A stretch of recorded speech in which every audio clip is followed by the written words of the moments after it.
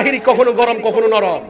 আমি ওই হেরা গুহাকে খেয়াল করি, আবার নবীর গাজওয়া জিহাদের ময়দানকে ফলো করি।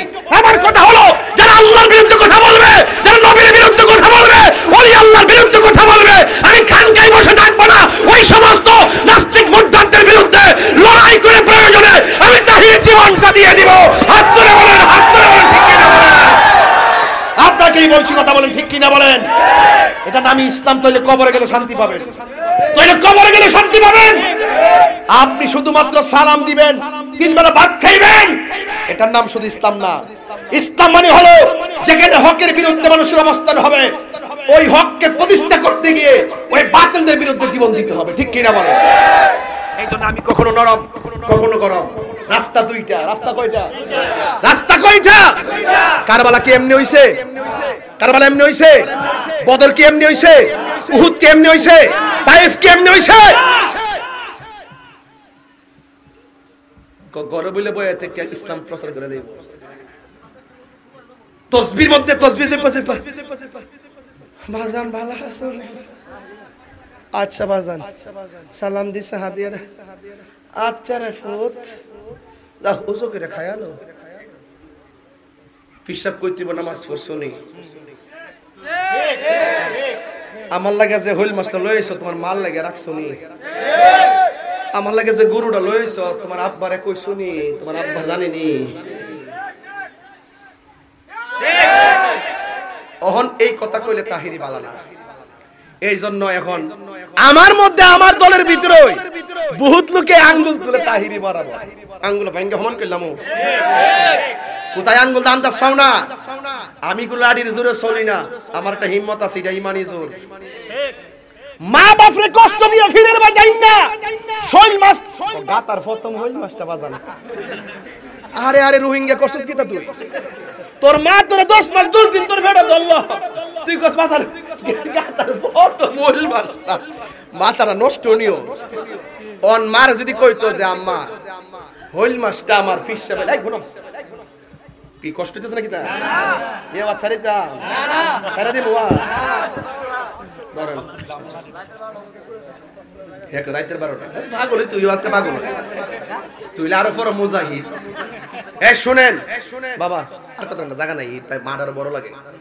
তো ভাইরা আমার, তো এখন প্রশ্ন হইল, কয়জন গেছে যে ওয়াজ ফেসলা গেছে তুই? হইল মাস্টার ওইটাও তো মন থাকবে তো। আপনারা যে খাওয়ার আগে পাইছেন, এটাকে আমরা পাই এ আগে অরিজিনাল মাছটা খাইছে না। এখন তো ফারা ফারা বাড়ি বাড়ি হাইব্রিড, কিব্রিড, হাইব্রিড। এরপরে এরার আমলটা যেটা না, ওই যে গাতার যে হইল মাছটা শীতের দিন লাউ দিয়া রাইন্দা, ফজের পাতা দিয়া, এরপরে ডুফি ফিডাটা দিয়া লুল পড়তেছে। থাকবে বাবা, এটা এই ওয়াজ করে লাভ নাই, বাদ দেখ, লাইন লড়া লাভ নাই। তবে কিছু তো কইতেই হইল মাছটা ওই যে লাউ দিয়া ডুফি ফিডা রাখিও মা কি রুচি দিয়ে গেছে গা। এখন কি তাইতে আছে? ওন যে বয় যে ফুটাইতে বিয়া করেছেন হের কি নাস্তা চিনে? এরা গামলা বইরালে ভাতটা চিনে। সকালবেলা জীবনে উঠে আগে ঘুম থেকে উঠতে সুন্দরকে নামাজটা পড়ে একটু একটু সড়ক দিয়ে আটটা উঠে পড়ছি, আর পরে একটু খিদা লাগছে, আর মনে করলাম ওই যে কিতা কয় যে মানে লাউটা দিয়ে ডুবিটা দিয়ে শুনলাম না, আরে বাবা রে বাবা, পরে হোমান করে লিছি না। কিন্তু এখন তো বাবা ইত্যা নাই, এখন ইত্যা নাই। এ শাশুড়ি উঠে উঠটা কোন রকম ভাবে গড় জারুটা দিয়া একবারে সুন্দর কইরা তরতরা কইরা রান্না কইরা থইরা হে বউ ননস করে ঘুম থেকে উঠে উঠটা সুন্দর করে ব্রাশ করে কইরা কোন রকম মুখটা তো উজু তো করে না, নামাজ পড়লে না উজু করতো। কথা কর ঠিক না বেঠিক? ওহন যদি আপনি গাতার মাছটা হইল মাছটা যদি মনে করেন যে ফান পাওয়ার পরে আপনি যদি আপনার আম্মারে কোন আম্মা আমার ফিস সাহেবরে চাইছিলাম এটা দিতাম, তুমি কিতা কও? আচ্ছা কোন দিকে পৃথিবীর কোন মা কিতা না করবো? মার দুঃখ কইলো পুত্রে তুই নিছদ গাড়ি কোন ইচ্ছা আমার কইলে কিতা হইল? আমি তো তোর আরো দোয়া কইরা কইলাম বলে যা তোর ফিস সাহেব লেগে লয়া যা। কথা কোন ঠিক না বেঠিক? ঠিক নি ঠিক নেই? হ্যাঁ এ পুত্রে রাত্রে বেলা আইছে রে বাজান, রাত্রে বেলা 1টার পরে আইছে, কটার পরে আইছে? পরে তো একটা ফোন দে রাস্তা থেকে আয়া, তুমি কি ঘুমাইছো? ইয়া উঠো, ওই দক্ষিণ দিকে জানলাটা খুলো, একটা কাম আছে। আচ্ছা পরে বউ উঠছে, ওঠার পরে জানলা কোনো মালটাড়ি রাখো, আমি একটু আমার সাথে দেয়াটা করে। এরপরে যায় হ্যাঁ বউর দিছে ফোন আর মার দরজা দিছে টুকা। মা উঠছে, টাকা ফুট করতে আইসো, অতকানে আইসো, রাত্রে 1টা বাজে। আচ্ছা ফুট হাত মুখটা দয়া সেলা খায় এরপরে শুয়ে যাওয়া ভাল লাগবো, ঠিক নিও। এরপরে মা কিতা করছে, আমরা দেশের বউরা দেখবেন জামার মন জয় করবার লেগে আছে না, জামার ফেটে কিতা লাগলো, সাইডটা আইটে রানতে রানতে জামার অবস্থা ভয়াবহ। আর মা বুঝে ফেটে কিতা লাগলে সোয়ের তরকারিটা শীতের দিন ট্যাংরা মাছ দিয়া আর হুটকি দিয়া মোটামুটি একটু জাল জাল কইরা মোটামুটি যে একটা ফুরা ফুরা কইরা রানছে, আর বাটটা করার মধ্যে মনে করেন যে পেঁয়াজ দিয়া আর ওই তেল দিয়ে একটু ফালাই দিয়া, শীতের দিন তো ঠান্ডা হয়েছে, এটা একটু লাড়াছাড়া দিয়া যেমন আলিওয়ালা ওই বিসিওয়ালা সিম দিয়ে আর কি মোটামুটি যে গুড়ার যে ওই দেখে তুই জিব্বা দাঁড়াস দু জিব্বাটা ভিতরে রাখ, আল্লাহর রাস্তা করিস না। রাখ, বাদ দেন ওয়াজটা শেষ করে রাখ। এরপরে মনে করেন আস্তে কথা বাবা, এরপরে মনে করেন যে মা ইচ্ছা মতো খাওয়ায়া তারে দিছে সুন্দর করে, মনে করেন সিমের তরকারি দিয়া, মানে তয়া ফেরি কিটা লাগলে কিন্তু তয়ারও জিটা দিতে ভালো লাগে। আর ফেডের হিতা কারো তুইলা এমাদা 3 প্রকার আইটেম রানতে রানতে হয়ে গিয়া ফার্স্ট ইয়ার একটা চিপস খাইলেছে, আর খুদা আছে এর কথা গজব হইছিনি। এরপরে দেখেন, এরপরে মা খাওয়াই দিছে, খাওয়াই দেওয়ার পরে যায় কত হইলে তোমার বউর একটা ফোন দিলাই, এই আমি আইসি, ওই আমি চাইলে খাইলেছি বুঝছো, দরজাটা খোলো। মারে বোঝাতেছে যে ওখানে মনে ফোনটা দিছে আর কি, ঠিক আছে। এরপরে ঢুকার পরে সকালবেলা মা তো ঘুম থেকে সকালে উঠে দেখতেছে জানালাটা ফাঁস দিয়া মালটা আর কমলার চুলকাটি ফিরে দিছে। তোর মা কইছে কি তারে ফুট তুই ঢুকছ খালি হাতে, এইটি কোন সমান ছিল রে বউ,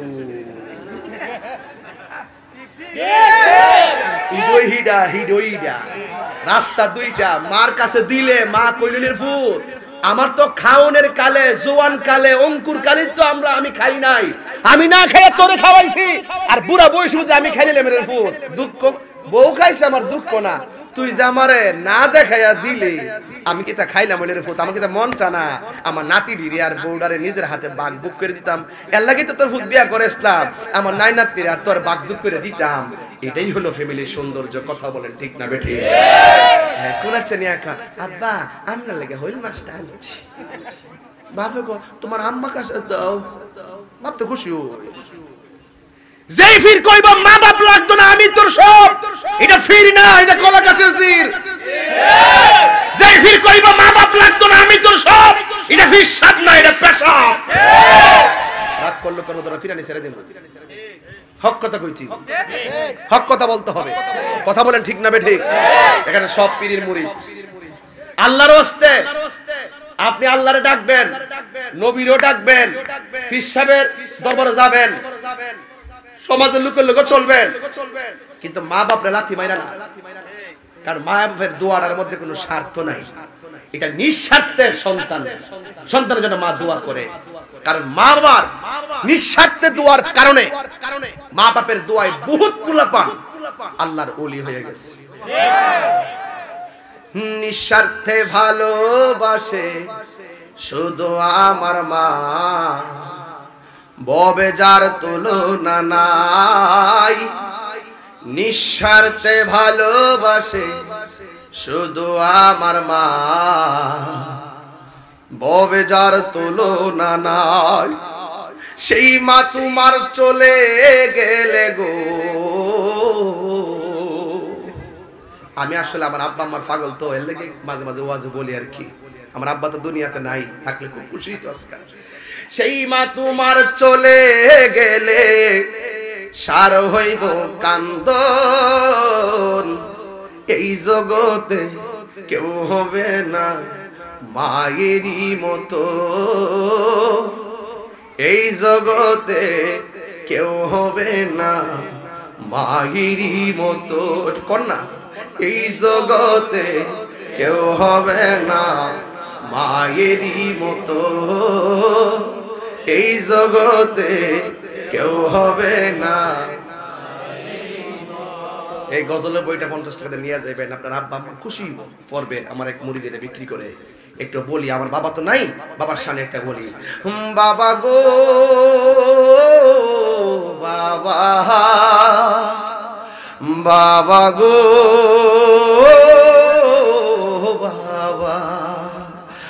বাবা গো বাবা, বাবা গো বাবা, বাবা তুমি কেমন আছো ছোট মাটির ঘরে, তোমার কথারি হৃদয় মাঝে পড়ছে বারে বারে। বাবা তুমি কেমন আছো ছোট মাটির ঘরে, তোমার কথারি হৃদয় মাঝে পড়ছে বারে বারে। বাবা গো বাবা, বাবা গো বাবা, কত আদর কত স্নেহ তোমার কাছে পেলাম, সব কিছু হারিয়ে আজকে নিঃস্ব হয়ে গেলাম। কত আদর কত স্নেহ তোমার কাছে পেলাম, সব কিছু হারিয়ে আজকে নিঃস্ব হয়ে গেলাম। ভালোবাসি তোমায় বাবা, বুকটা যে যাইছি রে, ভালোবাসি তোমায় বাবা, বুকটা যে যাইছি রে, তোমার কথারি হৃদয়ে মাঝে পড়ছে বারে বারে। বাবা গো বাবা, বাবা গো বাবা, বাবা তুমি কেমন আছো ছোট মাটির ঘরে, তোমার কথারি হৃদয় মাঝে পড়ছে বারে বারে। বাবা গো বাবা, বাবা গো বাবা।